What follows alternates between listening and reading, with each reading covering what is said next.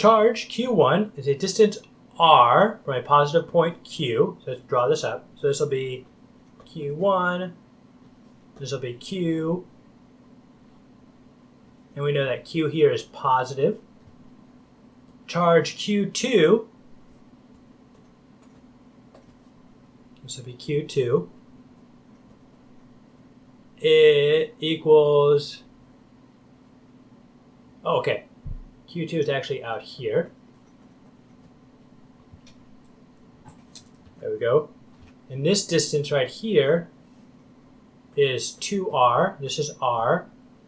And Q2 equals charge of Q1 over 3. What is the ratio of potential energy of their potential energies due to their interactions of Q? Okay, so a couple concepts here. The voltage, so you have voltage and electric fields. So a single charge can create a voltage, and a single charge, can create an electric field. When you have two charges, the electric potential can become the electric potential energy. So this will be one charge. This will be two charges. Electric field becomes a force. So what they're saying is we have Q. We're going to find its potential, its electric potential at points R and 2R. We're then going to convert that electric potential into potential energy for Q1 and Q2. And we're going to take the ratio. So to do that, we're going to find voltage at R due to Q. This would be a Q. The electric potential, the voltage for a single point is K Q over R, and it's convenient that I'm going to use big Q for this because that is the symbol we want for Q. And it's going to be radius, I'm going to say RQ. So this is going to be 9 times, actually I'm going to leave K as K. So it'll be K big Q over a single R. Yep, that seems reasonable. Then we're going to say voltage at 2R for Q. It's going to be the same concept, except now we're going to have K Q over 2R. Oh, that seems straightforward. So now we want to know about the potential energies. So now for potential energy for, I'm going to say Q1 and Q. This is going to be Q1 is at position R.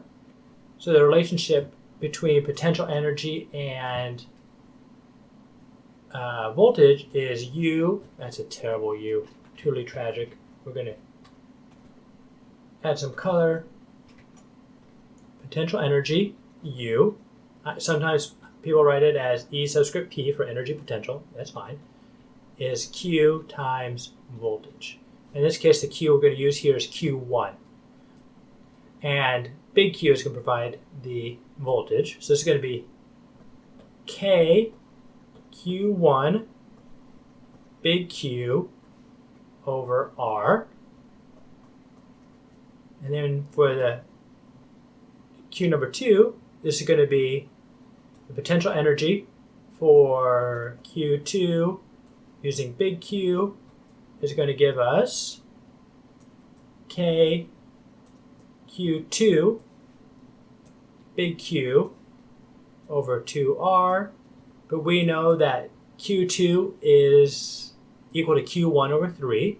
So this is going to be K Q1 big Q over 2 times, that's supposed to be a parentheses, 3, that's Q1 over 3, and I have the R there. I know I did kind of funny in my parentheses. That's okay. We're not going to worry about it. K Q1 big Q over 6R. There we go. So now to find the ratio of, we're going to find the ratio of 1 to 2. So now, let's see here. U1 over U2. And when you find the ratio of, when you're dividing fractions, it's the same as multiplying by the reciprocals. So I'm just going to say that this is the same as U1 times 1 over U2. And so then we have right there and right there, K, Q1, big Q over R times 6R over K, Q1, Q. Get a good color for contrast, cancel. K's cancel, Q1's cancel, big Q's cancel, radius cancels, and we're left with an answer of 6. No dimensions, just a ratio of 6. All right.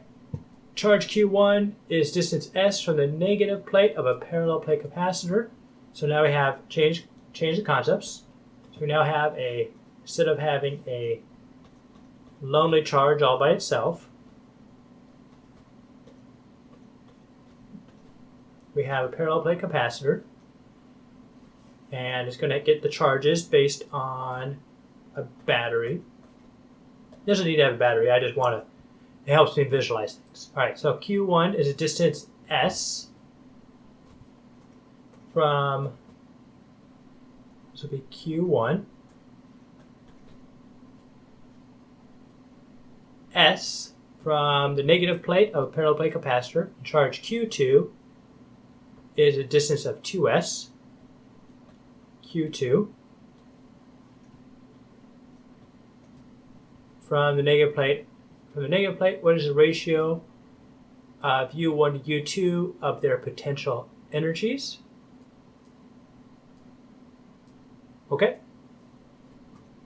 So the easiest way to view this is potential energy U equals Q times V.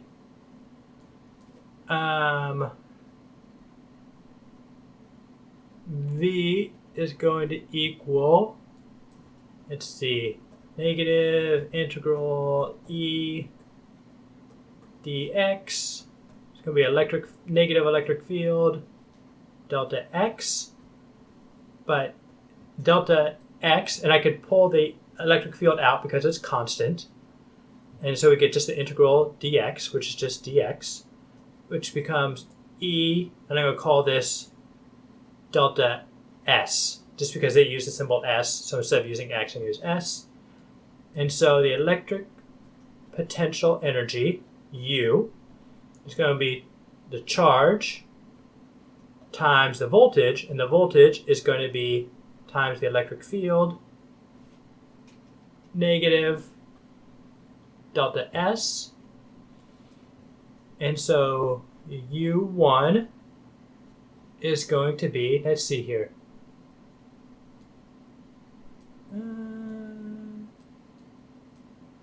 I don't think the charge matters. So this is going to be Q1, I'll put the negative in there, electric field, which is uniform, times S, and the electric potential, or the electric potential energy 2 is going to be negative Q2 electric field, and the distance here is going to be 2S, but we're told that Q2 is 1/3 the value of Q1, so electric field times S. Making this a little bit simpler. Oh, there's supposed to be a 2 in there. Ah, terrible. 2, there we go. 2/3 times negative Q1 ES. So we want to find the ratio of U1 to U2.